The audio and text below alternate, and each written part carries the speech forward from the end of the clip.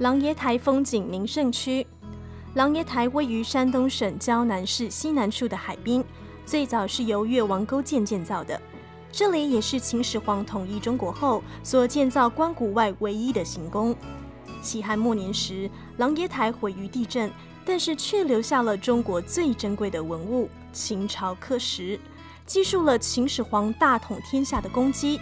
碑文出自李斯，目前为北京中国历史博物馆馆藏。而秦始皇烛台的夯土层到现在依然清晰可辨，到处可见秦砖汉瓦。1992年，山东省政府将琅琊台纳入省级文物保护单位，对景区进行大规模的保护及修复，